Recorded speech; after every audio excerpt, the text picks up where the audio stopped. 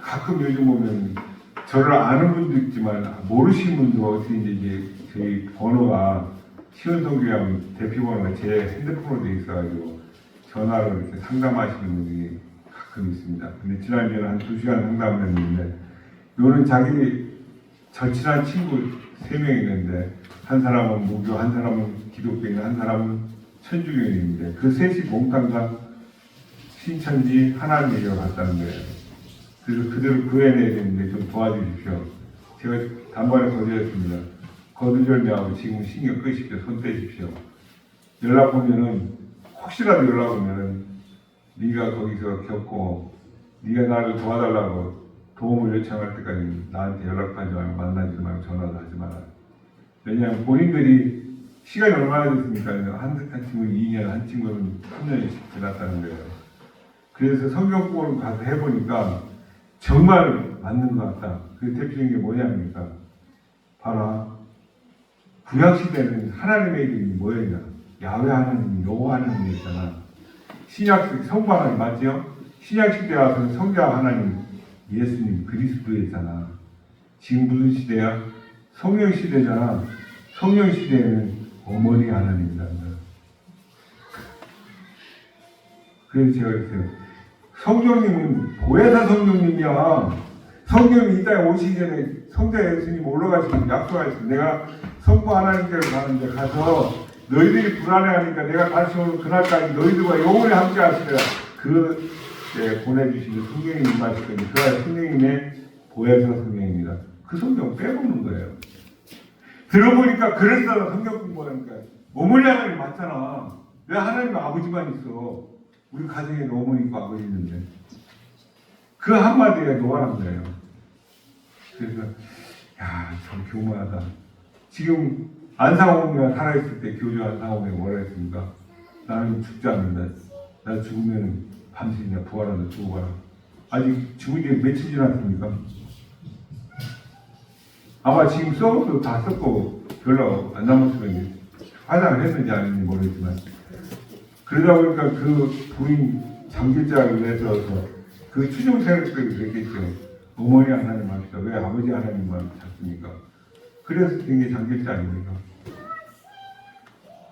이제 장길자가 죽으면 또 그 다음에 무슨 말이 나올지 모르겠는데 이미 거기서 어긋나서 두 조각이 났대요. 이미 하나님의 교회도 세력이. 근데 제가 이렇게 지나보니까 교회에서 열심히 헌신하고 충성하고 뭔가를 하려고 하는데 그분들이 대부분 성경을 안 읽는 분들입니다. 성경을 부지런히 읽고 궁금증이 있는 목사님이나 전도사님이나 강사님들 아니면 권사님, 집사님 누구한테는 질문하고 묻고 해서 해결을 봐야 되는데 공부는 안 하고 뒤로 동양 얻어가지고 뭔가 좀 나를 안 가르쳐주네. 성경 구약성경 창세기 1장부터 어디서 하나님의 원칙은 제가 알기로는 구약시대 보니까 집에 가장이 하나님의 말씀을 배우고 익혀서 하나님 만난 그 하나님, 내가 체험하고 경험한 그 하나님을 자녀들에게, 자손들에게 가장으로 가르치고 전해주는 게 자손, 손손 여호와 하나님을 경외하는 그게 하나님의 원리고 법칙 아닙니까? 자기는 공부 안 하고 남이 해다 주면 그냥 뒤로 동냥에 넣어서 신앙생활을 하다 보니까 교회에서 그게 만족을 못 느끼니까 야 여기 와봐라. 해외에서 성경하님을 갔다 오신 분인데 성경을 참 조리 있게 잘 가르쳐 주신다. 3년 동안을 그렇게 가르쳤다는데 그 사람들이 지금 나오겠습니까? 자기가 뭔가 아니다는 걸 느끼기 전까지는, 깨닫기 전까지는 오히려 만나면 당신이 오히려 그대로 밥이 되니까 그냥 틀림없을 겁니다. 나중에 나 이런 문제점이 있으면 도와줘. 그때 연락하면 저가 같이 힘을 합하겠다. 제가 안 되면 다른 전문가를 동원해서라도 구해주고 지금은 연락을 끊어 하지 말라. 그래서 보내니 여러분 어떻게 생각하십니까? 아닌 사람들은 만나서 얘기해봐야 반론을박 해봐야 시간 낭비입니다. 내 영적 질서만 영계만 혼란하고 힘들고 아무 유익이 없으니까 아예 상종하지 마십시오. 보탬이 중에 하나도 없습니다. 우리가 읽은 이 본문 구약시대 누구나 평상시에 어떤 죄를 지면 제사장한테 가서 제가 이런 죄를 졌습니다. 어찌 해야 되겠습니까? 네 형편이 너는 송아지 한 마리, 너는 염소 한 마리, 너는 양 한 마리, 너는 비둘기 한 마리. 그렇게 드리고도 전체적으로 1년에 한 번씩 6월절에 대제사장이 대표해서 이스라엘 전 백성들이 모여 하나님 앞에 속죄 제사를 드리는데, 그 제사를 드리는 것은 뭐며 장차 올 좋은 일의 그림자일 뿐이요 찬양상이 아니라, 그 말씀 아니겠습니까? 해마다 늘 드리는 같은 제사로는 하나님 앞에 나오는 자들의 죄를 속죄할 수가 없다라고 분명히 말씀하십니다. 1절의 말씀 그렇죠. 예수 그리스도께서 자신의 몸을 단번에 드림으로써 그야말로 완전한 제사를 드렸는지, 그 이유를 구약 성경에 근거해서 우리에게 말씀해 주고 있는 오늘의 말씀입니다. 그 까닭은 계속해서 반복되는 율법, 계속해서 양을 잡아들이고 소를 잡아들이고 피를 내는 그 율법의 제사로는 우리 인간들을 결코 온전하게 할 수 없기 때문에 예수 그리스도께서 자신의 몸을 단번에 드리셨다는 것입니다. 그리스도는 스스로가 제물이 되어서 우리 인생들로 하여금 거룩함을 입게 하셨는데요. 그것은 하나님께서 기뻐하시는 하나님의 뜻에 따라서 순종하신 것입니다. 그래서 하나님은 오전에도 잠깐 말씀드렸지만, 사람을 때려 죽이고 살인하고 도둑질하는 우리는 끔찍하게 생각하는 그 죄, 그거보다도 하나님 가장 미워하시고 증오하시는 죄는 교만입니다. 저는 그렇게 생각합니다. 교만하면 말씀을 들을 수가 없습니다. 들려지지도 않습니다. 뭐 그럴까 봐. 어떤 분은 권사님인데도 성가지 안 되겠습니다. 목사님 설교하는 지는 자기는 안 그러면서. 그게 뒤에 안 되면 들릴 정도 그런 사람이, 그 사람이 구원 받았을까요? 우리 조심해야 됩니다. 교회에서 직분 받아갖고 어디 가서 뭐 밖에 나가서 무슨 타이틀 감투 하나 받아갖고 와서는 자기가 무슨 정권의 총회장이 된 것처럼 자기 거기에 협조하는 주길 연놈 잘 찾고, 자기는 혼자 기도 제일 많이 하고 오래 하고 자기는 거룩하고 늘 하나님과 교통하는데, 하나님과 교통하고 교제하는 사람이 입에서 그래 담지 못할 일을 말을 하고 쏟아볼 수 있습니까?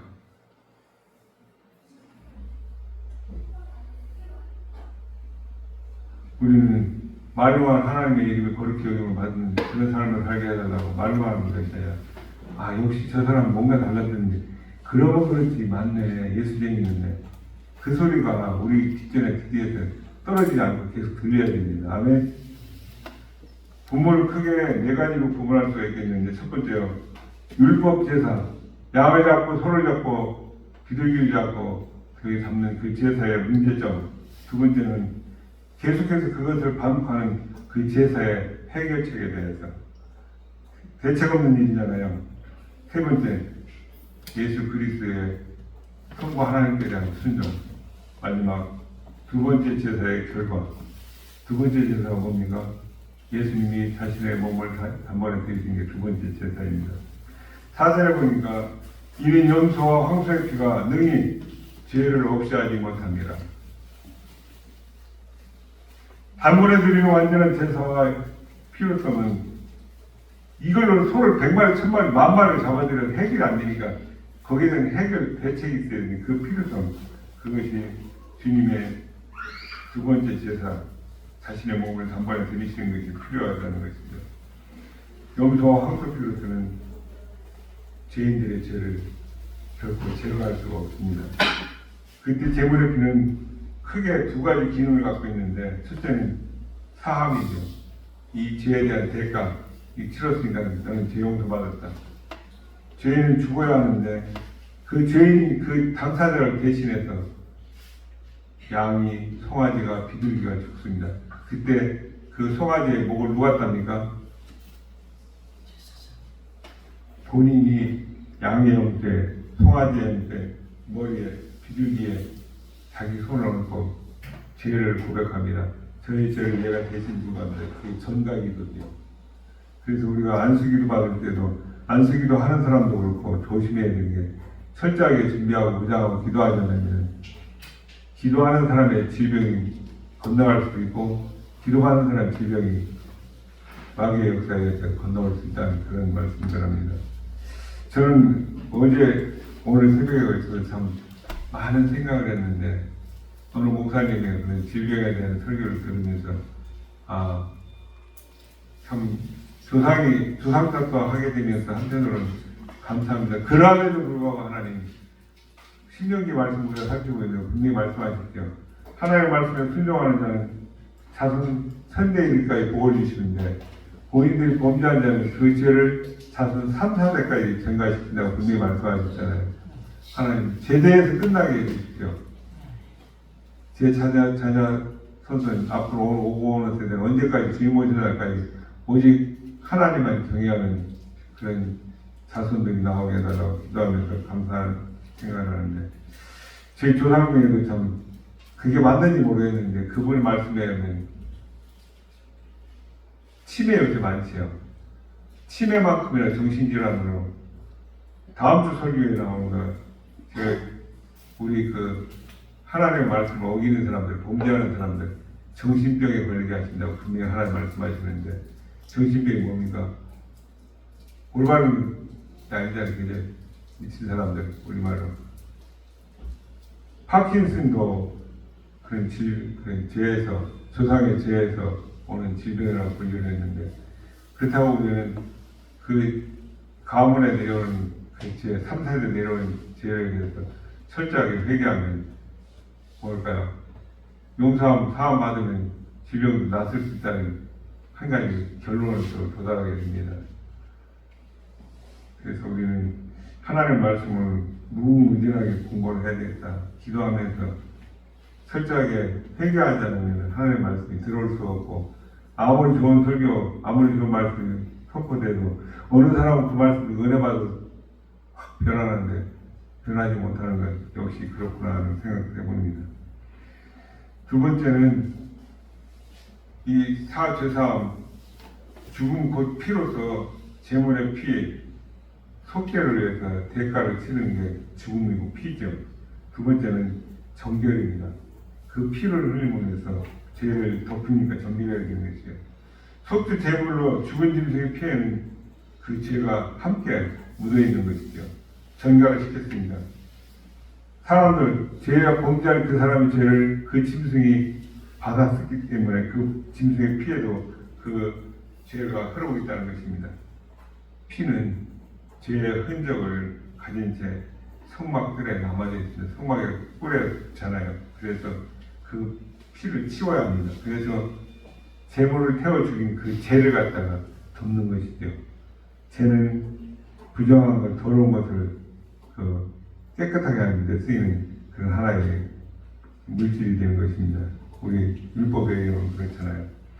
그러나 아무리 그렇게 한다 할지라도 그것은 일시적인 것이 완전한 것은 될 수가 없는 것입니다. 전 이스라엘 백성을 대표하는 제사장도 죄인입니까 아닙니까? 그 사람도 죄인입니다. 그 사람이 잡아서 뿌려지는 제물도 죄인의 죄를 전가받았기 때문에 죄가 있는 것이죠. 그 피, 대체물은 완전한 제물이 되지 못한다는 게 오늘 말씀의 핵심입니다. 그래서 예수님께서 이 세상에 임하실 때 뭐라고 말씀하셨습니까? 하나님이 제사와 예물을 원하지 아니하시고 오직 나를 위하여 한 몸을 예배하셨다. 그래서 이 말씀이 우리에게 주신 말씀이죠. 이 두 개의 내용으로 구성된 첫 번째는 하나님과 다윗이 대화했던 우리 시편 40편 한번 찾아볼까요? 시편 40편 6절과 8절 말씀, 6절에서 8절 말씀. 구약성의 시편 40편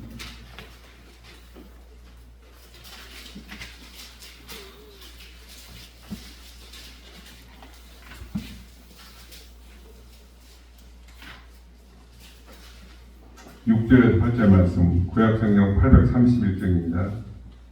다 찾으시면 한 목소리로 8절까지 합성하겠습니다. 시작. 주께서 내게 인도하여 내게 들어주시기를 제사와 예물을 기뻐하지 아니하시며 번제와 속죄를 요구하지 아니하시나이다. 그때 내가 말하기를 내가 왔나이다. 나를 가르쳐 부족한 것이 부름의 기회이나이다. 나의 하나님이여 내가 지혜의 뜻 행하기를 즐겨오니 지혜롭이 나의 심중에 있나이다 하였나이다.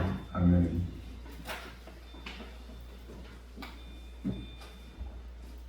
그리스도께서 어째서 자신이 스스로 제물이 되셨는지를 설명해 주는 본문 말씀이 바로 이 말씀입니다. 두 번째는 예수 그리스도의 우리 인간으로 사람으로 오신 성육신을 통해서 이 땅에 오실 때 하나님께서 진정 원하시는 것이 무엇인지를 히브리 기자가 오늘 말씀을 통해서 우리에게 밝혀주시는 내용인데요. 그러므로 하나님이 원하시는 그 제사, 네가 십자가에서 네가 죽어야 제대로 해서 대신 네가 죽어야 되겠다. 서로 염소로 피 비린내는 게 진정머리란다. 그들 태워진 그 제물로 이제 연기도 냄새 맡기도 싫다. 그게 하나님의 표현 아니겠습니까? 하나님께서 원하시는 진정한 제사를 위해서 그리스도께서 예수님께서 자신의 몸을 손서 속죄 제물로 성부하는 게 들으셨다는 그런 얘기겠죠. 한 몸을 예비하셨다는 이 말은 마치 아브라함이 이삭을 하나님 앞에 제물로 드리려 할 때 마지막 칼 긋는 순간 멈춰라 아담아 부르시면서 그때 뒤에서 양 한 마리를 준비해 주셨던 것처럼 완전한 대제사장을 위해서 완전한 제물을 그 그리스도 한 몸을 준비해 놓으셨다는 그런 말이 될 것입니다. 죄가 없으신 분, 그분이 값을 치러야 진정한 죄값이 치러지는 것이죠. 1절에 보니까 율법은 장차올 좋은 일의 그림자일 뿐이요 참 형상이 아니므로 해마다 늘 드리는 같은 제사로는 나오는 자들을 언제나 온전하게 할 수 없느니라. 율법은 장차올 좋은 것들의 그림자일 뿐이요 실체가 아니라는 것입니다. 해마다 늘 반복해서 드리는 똑같은 그 희생 제사로서는 하나님 앞으로 나오는 그 사람들을 완전하게 할 수 없다는 그 말씀이죠. 여기서 좋은 일은 무슨 말일까요? 새 언약으로 이루어진 우리들의 구원을 가리키는 말씀입니다. 예수 그리스도의 피로 성취된 완전한 구원. 그리스도의 피는 인간의 원죄를 제거하는 피로서 그들이 드렸던 그 불완전한 제사를 이제 완전하게 충족시킨 피가 되는 것이죠. 문제는 그 희생은 하나님의 아들이라는 어떤 사람은 그렇게 얘기하더라고요.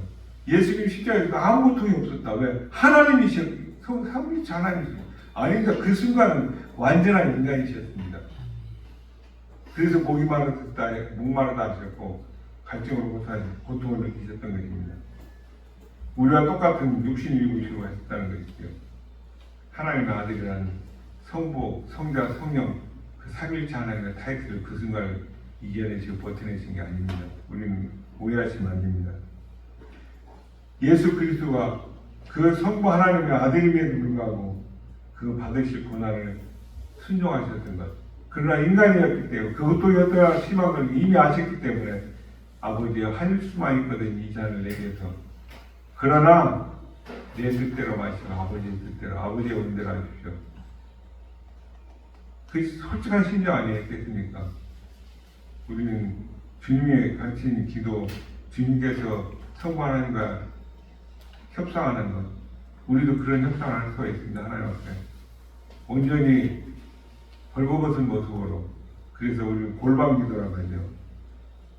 저는 좋게 해석하고 있습니다. 금요일날 기도 자리에 안 나오시는 분, 난 집에서 목사님보다 더 정직하게 벌거벗고 하나님과 1대1로 기도하고 있습니다. 저는 그렇게 이해하고 있습니다. 그렇게 하셔서 하나님과 늘 교제하시는 이 자리에 안 나오셔서 저는 뭐라고 말씀드릴 계제를 못 드리겠습니다.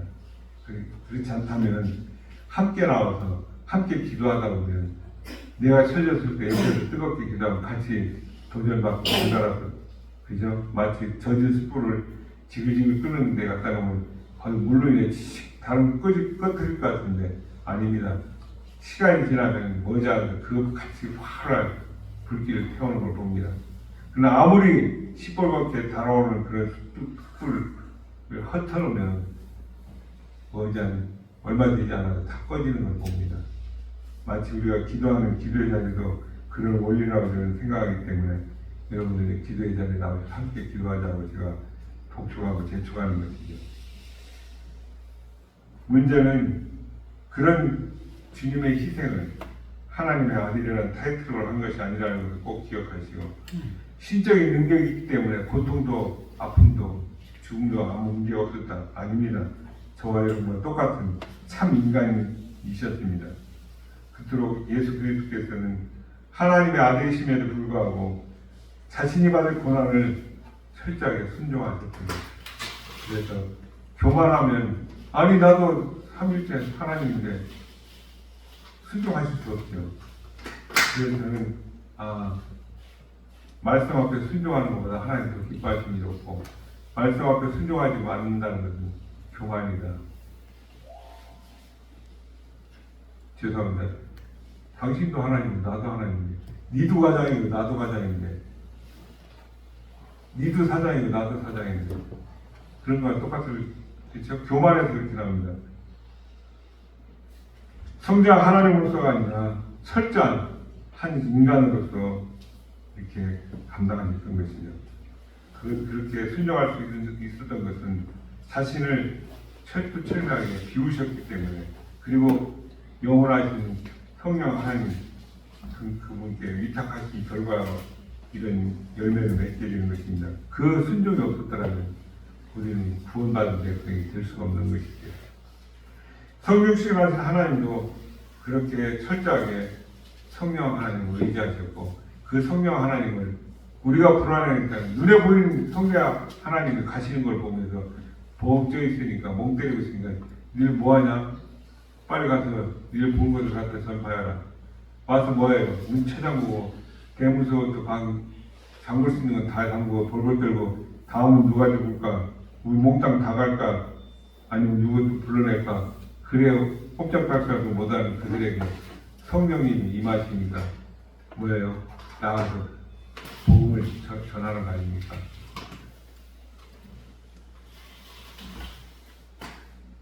성령님의 도움을 받아서 자신을 순종할 수 없는 그 상황 속에서 쳐서 복종시키고 순종하신 것이 아니겠습니까? 오직 성령님으로 인해서 온전히 자신을 비워서 온전케 하신 그 일, 그래서 우리는 말씀에 철저하게 순종해야 한다고 저는 강조하는 것입니다. 이처럼 우리에게 순종의 모범을 보이신 것은 모든 믿는 자들이 우리 주님과 같이 되기를 원하셨기 때문에 순종하셨다고 합니다. 성부, 성자, 성령 삼위일체 하나님 중에 한 분이신 예수님께서도 그렇게 하셨는데 하물며 저와 여러분 우리 인간이야 말할 거 있겠습니까? 이제는 내 인생은 내가 주인이다. 내 생각, 내 뜻, 내 계획대로 아니라 철두철미하게 성령 하나님께 의지하시길 축복합니다. 나 자신을 비우고 그분만을 의지하시는 삶 사시기를 소망합니다. 성령용을 하지 않으면 아예 시작도 하지 않을 것이다. 결심하는 저와 여러분이었으면 좋겠습니다. 온전케 역사가 우리의 역사 이루어질 줄 믿습니다. 가능합니다. 주님 없이 살아온 인생 다 헛된 길이었는데 주님 앞에 나오니까 내가 그게 잘못된 길이었구나. 저울을 속이고 야!